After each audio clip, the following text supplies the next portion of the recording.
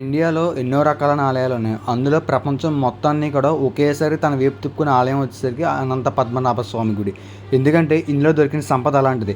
దీని వాల్యూ వచ్చేసరికి 1,00,00,000 పైమాటే అని అంటున్నారు. కానీ ఇప్పుడు రీసెంట్‌గా ప్రపంచం మొత్తం కూడా పూరి జగన్నాథుడి వైపే చూస్తుంది. ఎందుకంటే ఇందులో కూడా ఎన్నో కోట్ల విలువ చేసే నిధులు దొరికినాయి. అసలు ఈ నిధులు ఎవరివి? అసలు ఇక్కడికి ఎలా వచ్చినాయి? అసలు ఎవరు పెట్టారు? అసలు పూరి జగన్నాథుడి హిస్టరీ ఏంటి? ఇవాల్టి వీడియోలో చూద్దాం. So hi, hello, welcome to knowledge and facts in Telugu. Puri జగన్నాథ్లో అంత నిధి ఎలా దొరికిందని మనకు తెలియాలంటే పూరి జగన్నాథుడు ఒక హిస్టరీ ఏంటో మనకు తెలియాలి. ఈ పూరి జగన్నాథుడిని 1078 సంవత్సరంలో కళింగ పరిపాలకుడైన ఇంద్రజిత్ మహారాజు కట్టించారు. ఈ పూరి జగన్నాథుడిని గిరిజన దేవుడు అని కూడా పిలుస్తారు. గిరిజన నాయకుడైన విశ్వవాసుడు ఏం చేస్తారంటే ఇతనికి పూరి జగన్నాథుడు కనపడతా ఉంటారంట.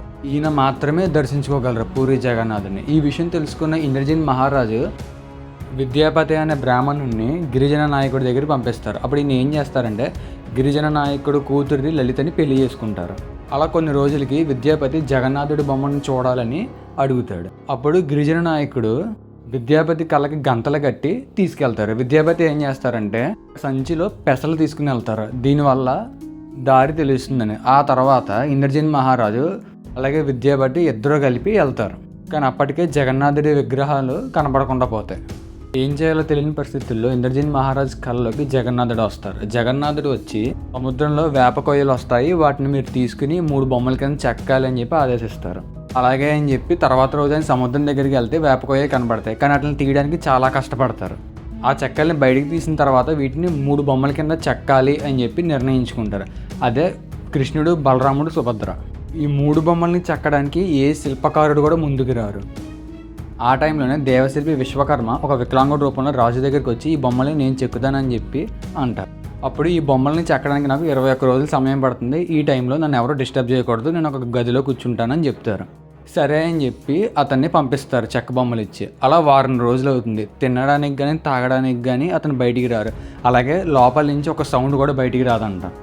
అసలు లోపల ఏం జరుగుతుందో నా కంగారులో తలుపులు ఓపెన్ చేసి చూస్తే లోపల శిల్పి ఉండరు.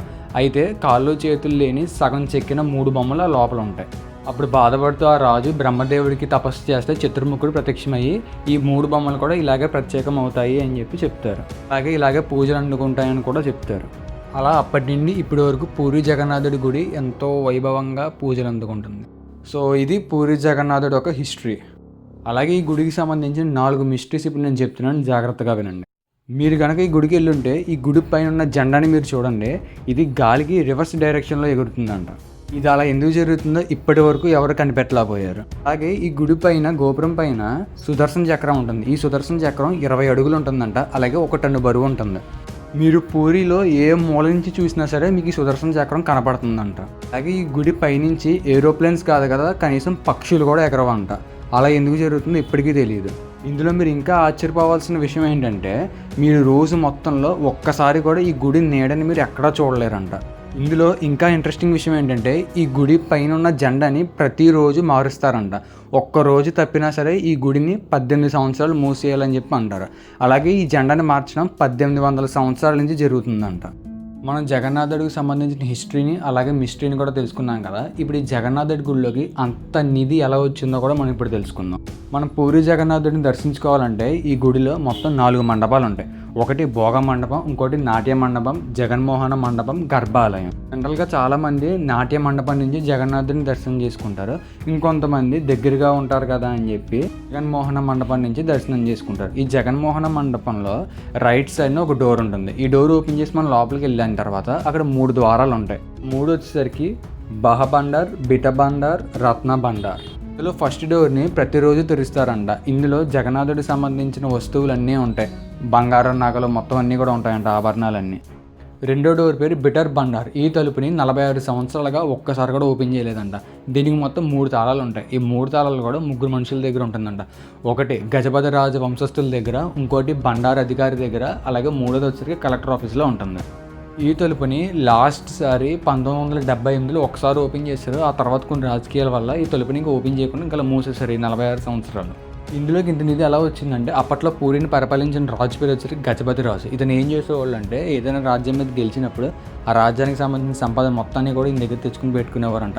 అలాగే సగం సంపదని జగన్నాథుడికి ఇచ్చేవాళ్ళు. అలాగే వేరే రాజ్యం వాళ్ళు వచ్చి ఇన్ని సంపదని కొల్లగొడతారేమో అని చెప్పి సగం సంపదని కూడా జగన్నాథుడి గుడిలో పెట్టుకునేవాళ్ళు అంట.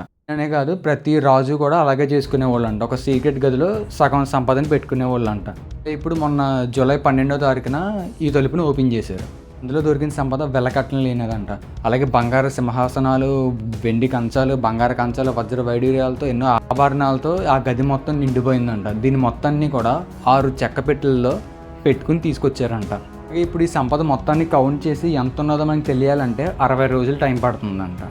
అలాగే ఇందులో ఉన్న ఈ 3వ తలుపు రత్న బండార్ని కూడా తీద్దామని చెప్పి ట్రై చేశారు. కాకపోతే ఈ తలుపుకి నాగబంధం ఉన్నదంట. దాంతో వీళ్ళందరూ భయపడుతున్నారు. నాగబంధాన్ని ఛేదించే వాళ్ళు ఇప్పట్లో ఈ కాలంలో ఎవ్వరు కూడా లేరు. అందుకని ఈ 3వ తలుపుని తెరవకుండా ఇంకా అలా వదిలేశారంట. ఈ రీజన్ వల్లే అనంత పద్మనాభ స్వామి గుడిలో కూడా ఒక తలుపుని తెరవలేదు, నాగబంధం ఉన్నదని. సో ఇది full history and mystery of Puri Jagannatha Swami temple. Video మీకు నచ్చితే లైక్ చేసి షేర్ చేసి మన ఛానల్ సబ్స్క్రైబ్ చేసి పక్కన బెల్ ఐకాన్ ఆన్లో పెట్టుకొని నెక్స్ట్ వీడియోలో మళ్ళీ కలుద్దాం.